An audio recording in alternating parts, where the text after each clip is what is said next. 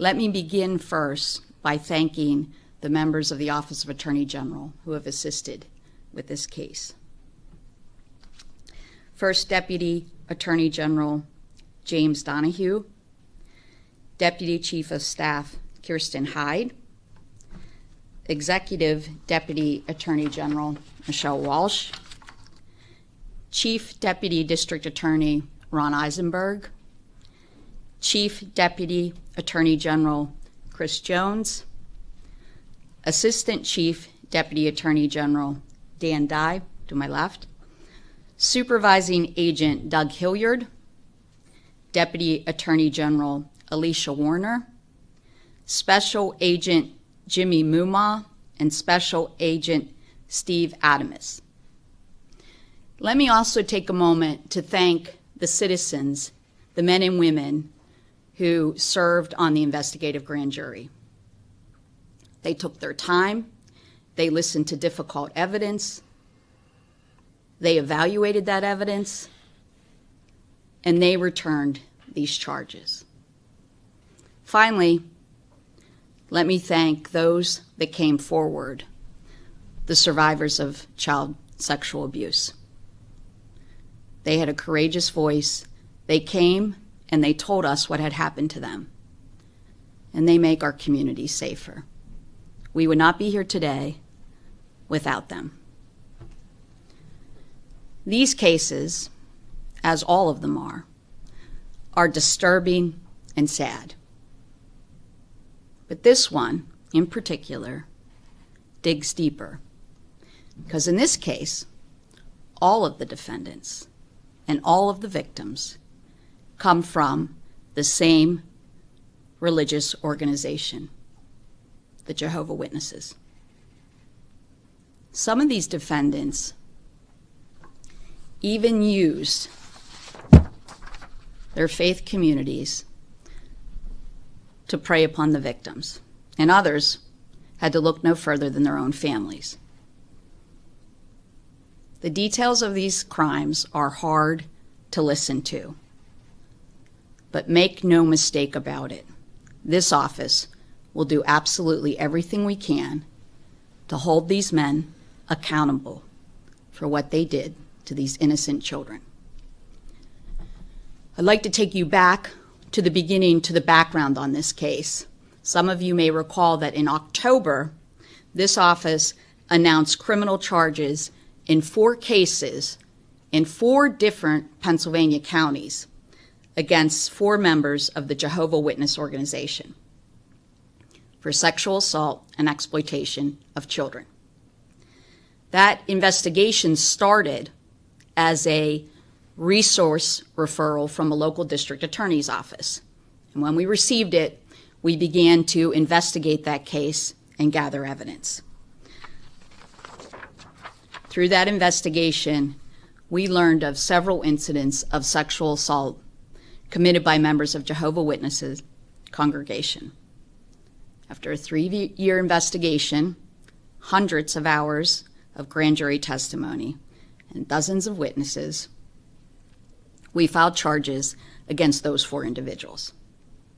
And at that time, when we announced those charges against the 4 individuals, we asked for people to come forward, for anybody who had something similar like this happen to them, to reach out, to call our hotline and come to us.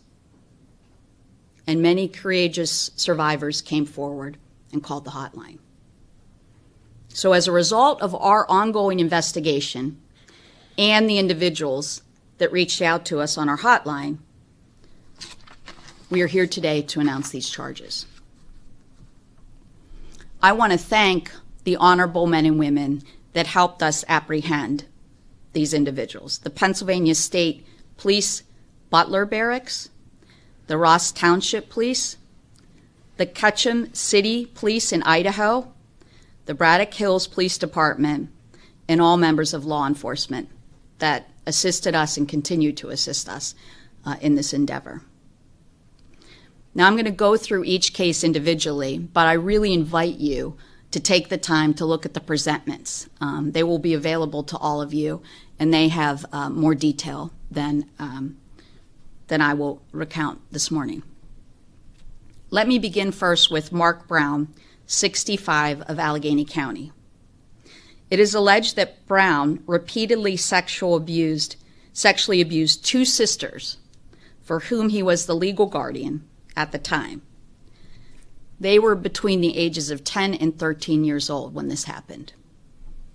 They testified to being assaulted in the shower and other parts of the house that they shared with Brown when they were young girls. He threatened the older sister that if she did anything to stop him, or if she told anyone, he would sexually abuse her younger sister. When in reality, that was already happening.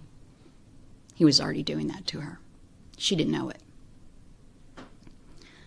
Brown is charged with aggravated indecent assault, endangering the welfare of children, and corruption of minors.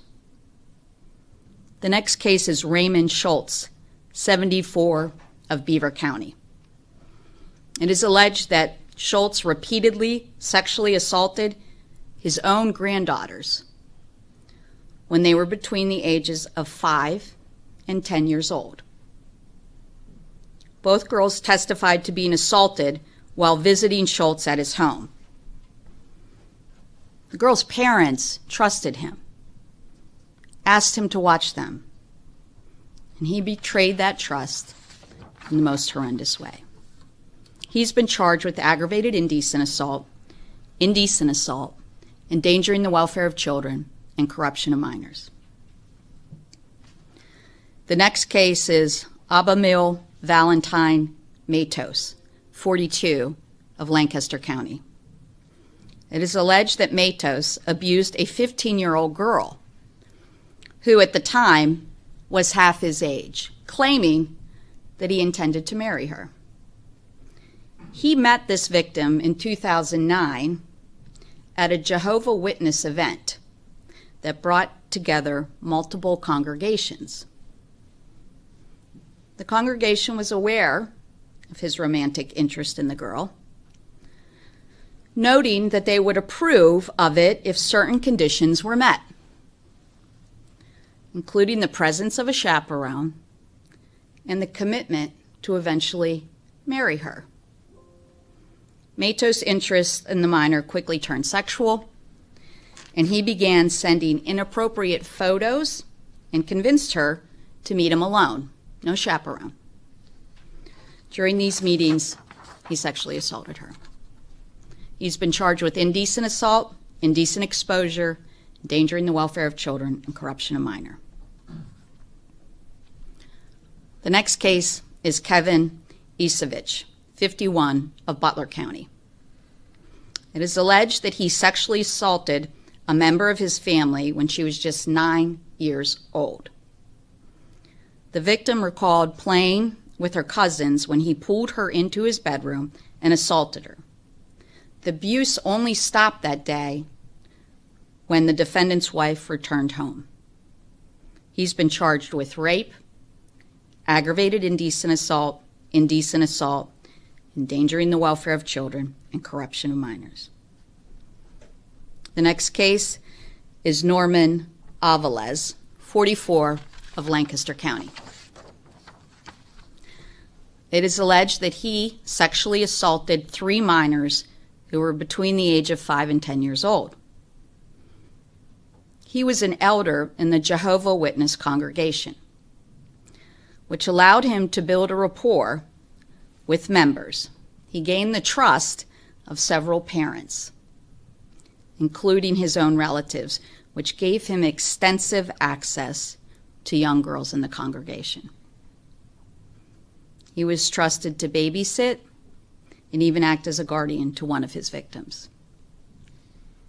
The grand jury heard testimony from 2 of his victims that described that he groped their bodies and assaulted them. A 3rd victim testified to frequent unwanted touching, including groping. He has been charged with aggravated indecent assault, endangering the welfare of children, and corruption of minor. We have a duty to protect children in Pennsylvania. These children deserve a community where they can grow, play, learn, and pray, and not be preyed upon. Our office will never stop working to bring justice for those who have been victimized. We will continue to investigate and prosecute anyone who takes advantage and harms the most vulnerable in our society. We urge anyone who has any information about any of these cases or who has had a similar experience to reach out to us. Tell us what happened. We will be here. On a personal note, and because this is my first announcement of this nature, I want to underscore what I just said. It is my solemn pledge that I will be here to help survivors. Much of my career spent as a prosecutor prior to joining this office was focused on prosecuting those that sexually abuse children. I'm deeply aware of the impact these kind of cases have on the victims, have on the victim's family, and it is our duty to seek justice, to be their voice, to hold these individuals accountable so that they may have some hope of more moving forward in life. And so I say, again, to anyone with any information regarding similar allegations of sexual assault, I urge you to please contact our hotline, 888-538-8541. We will not hesitate to take action. Thank you. Sure. So from what I understand, Jehovah's Witness has its own internal judicial system. Have you investigated if they were aware of this, if they looked into it, and if so, will you be looking at the organization for any charges? This is an ongoing investigation. Any other questions? Yes. Can you speak to the nature of some of these individuals, as you said, were dealing with people in authority, or they thought were in authority, dealing with the fact that these are adults that obviously know what they are doing, but in some cases the children are dealing with people they think should be trusted or they don't know how to otherwise interact with? Well, I can tell you that unfortunately, as you probably know, in child abuse cases, it's very frequent that the individuals who prey on children do so in a way that they build trust with the adults around these children such that they trust them and allow them access, never imagining that actually they're predators. That's a frequent thing that we see in these cases. Yes? Were the two men from Lancaster County from the same congregation, the same group?